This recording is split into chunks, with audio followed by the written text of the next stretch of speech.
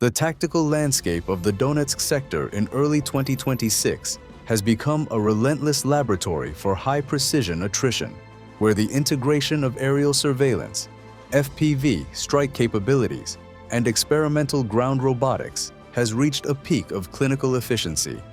In a series of engagements documented between February 2nd and February 9th, Ukrainian forces, primarily the 47th Separate Mechanized Brigade, Magura, and the 110th Separate Mechanized Brigade, demonstrated that any movement within the 5-kilometer gray zone is subject to immediate detection and neutralizing fire. The operational reality near Pokrovsk is now defined by a kill zone, where Russian tactical decisions consistently fail to account for the density of Ukrainian surveillance networks. At 8:14 on February 3rd, thermal imaging from a Mavic 3T drone operated by the 47th Mechanized Brigade detected a Russian assault group attempting to consolidate a position in the ruins of a residential block. The squad, comprised of 6 soldiers, successfully navigated through a debris field to reach a subterranean cellar. While subterranean structures offer theoretical protection against standard artillery, the tactical integrity of this concealment was compromised by individual error. One Russian soldier, armed with an AK-12, decided to engage the hovering reconnaissance drone. He fired 2 bursts, failing to score a hit. In his attempt to secure a better firing angle, he moved into a dead-end corridor of the ruins, inadvertently revealing the exact entry point and internal geometry of the cellar to the drone's high-definition optics. At 8:24, a Ukrainian FPV strike drone carrying a 1.5-kilogram thermobaric charge was vectored to the coordinates. The drone navigated the narrow doorway with precision. The resulting overpressure within the confined space neutralized the entire position. This engagement highlights the meticulous work of Ukrainian units who now systematically check every structural crevice, ensuring that no remnant of an assault group survives to establish a foothold. 4 kilometers to the southeast, near the approaches to Selidov, the 15th National Guard Brigade, Karadog, was monitoring a parallel attempt by Russian infantry to bypass a known choke point. As 120mm mortar fire began to bracket the residential outskirts, Russian soldiers were forced to abandon their temporary cover. One individual, isolated from his squad, attempted a high-stakes Russian roulette sprint across 150 meters of open, frozen ground toward a dense tree line.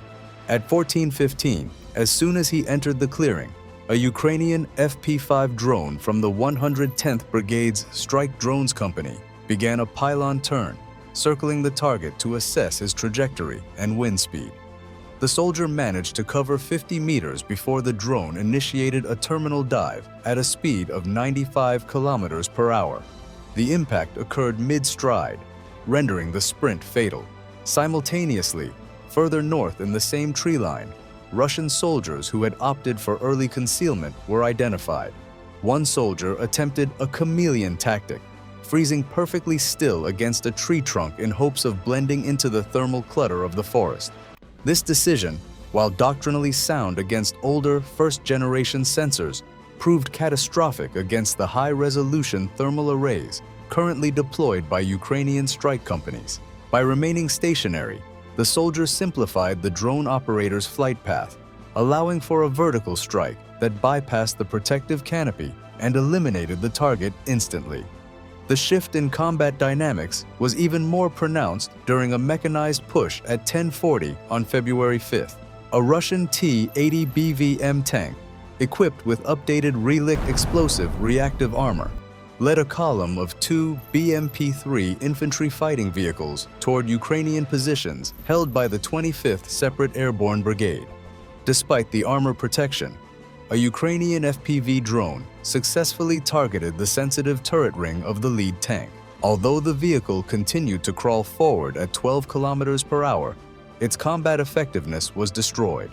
As a second drone struck the lead BMP, the column's cohesion dissolved into panic. The Russian crews abandoned their operational armor at the very entrance of the village, creating a localized choke point. Surveillance footage captured at least 4 assault troops leaping from the moving vehicles, One soldier attempted to engage an incoming FP-5 with small arms fire, but the drone's velocity and maneuverability made manual tracking impossible. He was neutralized moments after his feet hit the ground.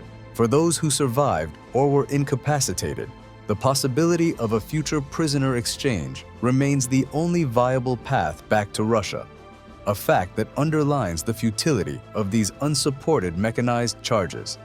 Logistics attrition has become a primary focus for the 59th Motorized Infantry Brigade, which has prioritized high-value deliveries over individual infantry. On February 6th, an FPV drone intercepted a Russian quad bike transporting ammunition crates. The vehicle was destroyed 200 meters short of its destination. Shortly after, a lone Russian soldier was tracked carrying a heavy plastic bottle and a sack, likely containing fuel and rations for an isolated outpost. The distance to his own lines was approximately 100 meters. Overburdened by his gear and the cargo, he lacked the agility to evade the circling drone. In a final desperate gesture, he threw his helmet and then his cap at the maneuvering aircraft. These actions, which have become a grim hallmark of the Darwin Award-style desperation on this front, did nothing to alter the outcome. The drone's 2-kilogram payload detonated upon impact, revealing that the soldier had also been carrying concealed ammunition, which intensified the final explosion. Innovation in the Pokrovsk sector has seen the successful integration of weaponized unmanned ground vehicles, UGVs. On February 7th, the 5th Separate Assault Brigade deployed an experimental UGV to assault a Russian trench line. This platform, featuring a modular PKT 7.62mm machine gun mount capable of 360-degree rotation and plus 45 to minus 15-degree vertical elevation, is protected by 5mm armor plating. The operation is managed by a 2-person team from a hardened bunker 2 kilometers away. One technician controls the UGV's movement via an onboard camera, while a second UAV operator provides a wide-angle view from a thermal-equipped drone hovering overhead. This God's eye coordination allows the UGV to suppress Russian positions with extreme precision without risking Ukrainian infantry. The drone moved into a flanking position and opened fire on Russian troops attempting to reposition through the brush. The onboard camera clearly showed enemy movement being suppressed by the UGV's fire, demonstrating the effectiveness of remote combat systems in reducing the risk to biological units.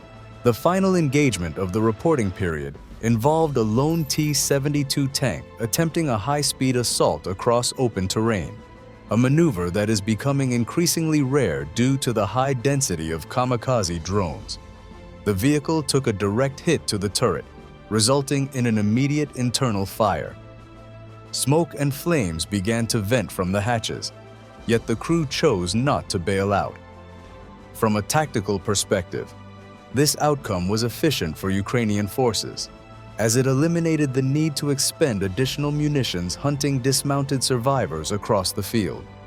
Whether the crew remained due to incapacitation or the realization that escape was impossible, the result was the same. The tank became another burning hulk in the graveyard of Russian armor near Pokrovsk. This series of engagements underscores the devastating efficiency of the Ukrainian drone ecosystem.